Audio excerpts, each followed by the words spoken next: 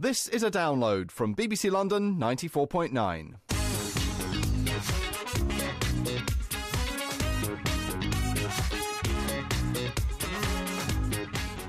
Hi there, I'm Gigi Salmon and this is the Inside Chelsea podcast. This BBC London download looks at what's been happening in and around Stamford Bridge over the last 7 days and is available from the Chelsea website, the BBC London website and of course via iTunes. Well, with most of the first team away on international duty, the Inside Chelsea podcast hasn't any on-field action to report on. So we have a special for you, and that is an in-depth interview with Blues chairman Bruce Buck.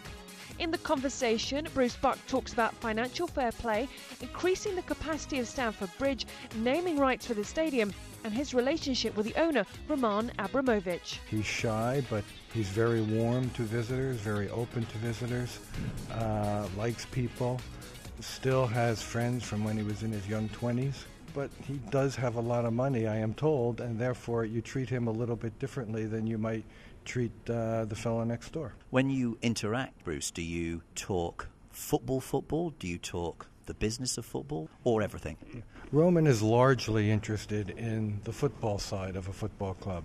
He's not really interested in how many shirts we sell in the megastore. But having said that, he is interested in an overview of what's going on the business side. But largely with the business side, he leaves that to the executive management, and he focuses more on players, on talking with the manager and understanding the manager's philosophy on things.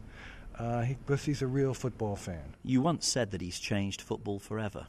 What's his legacy going to be? Yeah, that's a difficult one. Hopefully his legacy will be largely to the Chelsea fans, and they will have a legacy of a top-notch team for the long term, something Chelsea fans have been really desperate to get since the early 70s. Well, one of the legacies is the phenomenal facilities we see here today at Stamford Bridge. Is he interested in that side as well, in having everything be of a certain quality, whether it's the bridge or whether it's your facilities down at Cobham? Is that something he's been involved in? I think just generally in life he's a perfectionist. So we have a training ground, we have a stadium. He wants it to be the best possible, and we're trying to do that. Good. Well, my primary interest in talking to you this evening is to get into the business of Chelsea, which you and your team look after on his behalf. In 2006, Bruce, you said when announcing losses at that time, we'll show significant losses, but we're advancing in our plan. And that plan, I understood, was to take the club forward to ultimately a break-even position within 5 years. So 5 years on, how has that gone, and where are you on that plan? To be honest, the problem has been transfer fees paid to other clubs for new players for Chelsea Football Club. And that is probably our biggest expense. And the way we've tried to attack that, not as successfully as we would have liked, to be honest, is by putting a lot of money into our academy and seeing what kind of young players we can bring through our academy and bring onto the first team. This year we have 4 or 5 players that are in or around the first team, which we think have long-term future as first-team players for Chelsea. And, the math is pretty simple. If you can bring a player or two through the academy every couple of years onto the first team, then you're saving 10, 20, 30 million pounds of transfer fees. So that's our long-term objective. I think we've started the process. As I said, we haven't done as well as we would have liked, but it's not easy. It felt, certainly in the period up to, let's say, the beginning of this year, that after a period of massive investment in building, as you describe it, indisputably a hugely successful club from more humble beginnings, it felt as though the club had reined in both spending and indeed capital spending, and also was going after that wage bill. Players were leaving the club with less coming in, a greater emphasis on youth. And then out of the blue this year, a subject near and dear to my heart, you got back on the front foot in spending terms with Torres, with Luis, with Mata, and it feels like that policy has been either halted or reversed. Which is it? I think it's somewhere in between, Christian. We never said to ourselves that we're going to stop buying players, although there was, I guess, 2 or 3 transfer windows where we didn't do a lot of business, basically because we didn't think we had to do a lot of business. But, when a player like Fernando Torres becomes available, or Juan Mata, or whatever, you have to look at that seriously. And every transfer window, we've certainly had good sit-down sessions with the manager and with Roman and talked through opportunities. And it just so happened that some of these opportunities, arose last January and this summer. But clearly, if we're going to be at least break even in the long term, we have to do less and less what we've been doing in terms of transfers. And there's no way for me to cover that up and say, we can just continue to do this forever. We can't. Then let's talk about this much vaunted new era of regulation around financial fair play. Okay. What's your stance to fair play? Are you serious about complying with it, and do you think it will stick? Well, first of all, obviously we're in favor of financial fair play. But the devil is in the detail. I mean, you can't be against financial fair play. It's like being against motherhood or something. I mean, financial fair play, yeah, we're in favor of that. Even if you could easily construct an argument that Chelsea would have been the primary target of financial fair play as the ultimate benefactor, loss-making club punching above its weight. No, but even Mr. Abramovich recognizes that at some point this club has to be able to stand on its own 2 feet. And Mr. Abramovich has spent something like £800 million or more on this club.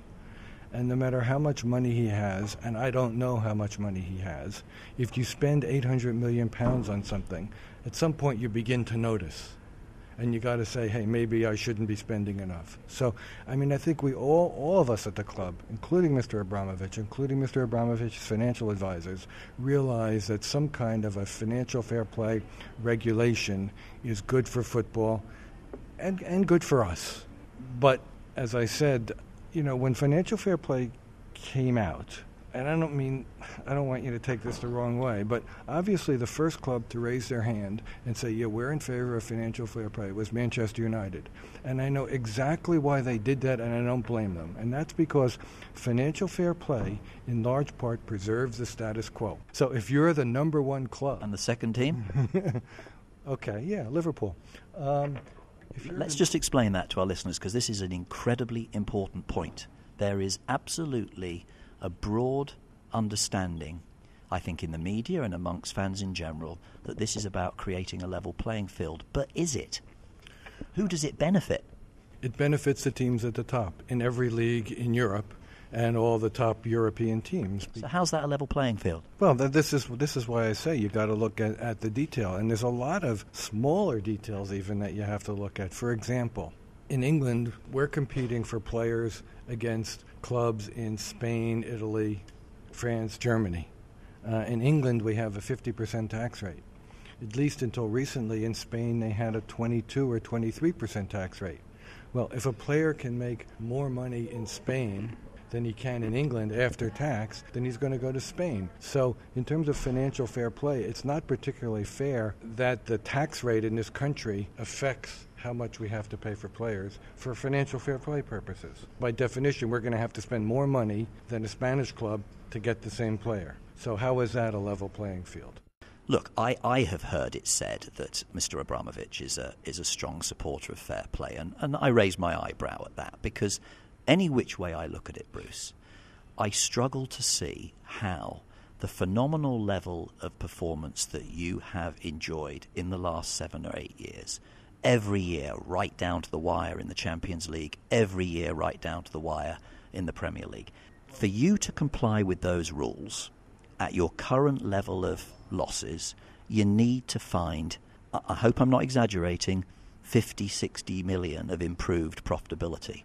And if your revenues don't grow by that amount, and I suspect that they're not growing very much, no one in football is at the moment, then that's about reducing your wage bill. You've got a few years to do it, and I don't think people realise how long you've got to do it, because fair play has actually created an extremely slow build-up. Mm-hmm. But actually, in plain English, if you take 50 or 60 million out your wage bill, can you still be that competitive? Well, I think it's not just taking 50 million out of our wage bill. It's a combination of reducing our wage bill and increasing other revenues. It's not simply we have to cut X, Y, and Z off the wage bill. I think we do have to cut something off the wage bill, but it's not the kind of number you're talking about. I mean, we're modeling financial fair play every day and looking at it and looking at some of the things we're trying to do with respect to sponsorship. And how long have you got to run on those deals? I mean, I'm sitting here today. This stadium is full. I don't think it's by any means the cheapest stadium in the Premier League. I doubt that you and Mr. Abramovich would want to go hard on ticket prices. The Premier League deal is cut. You know what that is. You couldn't get more of that because you're always there or thereabouts at the top. Ditto, you've gone miles in the Champions League every year, which optimises that revenue. So I'm struggling to see where you get much extra revenue from because it's so well run. We're looking at naming rights for the stadium. Okay, tell us about that. How realistic is that on an existing stadium? No one's done it, to my knowledge. No, I agree. But I think we've had conversations with people that have been very positive. It's a matter of not just finding someone that's willing to sponsor the stadium, but in our context, it has to be the right brand. You just can't take any old brand, even if the person is willing to pay the money or the company is willing to pay the money, and slap it on the stadium. I think there's also other areas of sponsorship where we can improve. If you look at the Manchester United financials and you see how they've increased their sponsorship revenues over the last couple of years, that gives us a model of things to strive for. Is it going to be easy? No. It's going to be very difficult, but we have to do it. Okay, well, I hoped not to mention it, but that does sound a little bit like the famous Turning the World Blue line when the previous commercial director of Man United came to Chelsea, and he's not here today. Is there a limit to how far commercially a club like Chelsea can go in the revenue? Even today, Bruce, I was looking at the numbers. Manchester United and almost the same Liverpool are doing 100 million north of commercial revenue. Chelsea, Arsenal are nowhere near that level, and that's a function of lots of things, but it's history. It clearly isn't winning trophies. It's largely a function of history. Exactly. It certainly isn't true. Liverpool haven't won a league for 20 years, won Champions League, and yet they're doing 100 million on that history. But then, Christian, if you look at the tour that we just had in Asia, where the fan reaction was unbelievable, and they're all 15 to 20 years old, this is the history we're going to have 10, 20 years from now in terms of the revenues. Whereas the Liverpool fans from the 80s are sort of reaching the end of their life cycle as a fan. And Liverpool's got to find a way to get the younger fan also. I think we have started to find a way to develop the younger fan for the long term, so that what Manchester United and Liverpool are doing today in terms of sponsorship revenues, we can do tomorrow. I'd just like to have a quick discussion with you about stadium issues. We talked earlier in the meeting about the fact that the stadium, is holding up very well in terms of attendances and pricing. But I just standing here seeing the level at which you're competing now, the clubs you're competing against, surely you must crave additional capacity one day.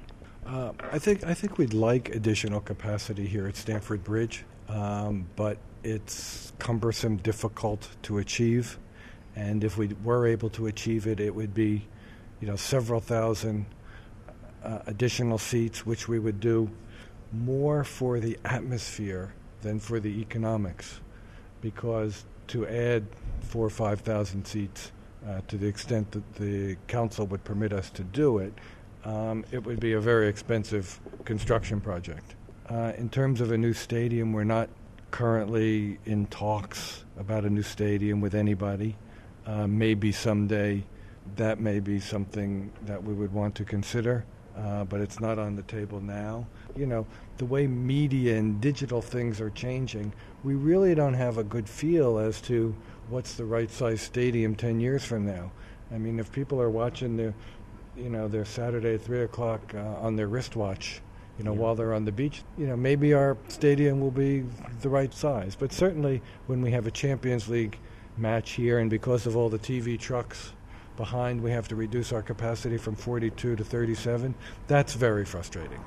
And certainly on some of these Champions League matches, we'd have no problem with a 75,000 seater. But you also have to think about the other 55, 60 games in the season.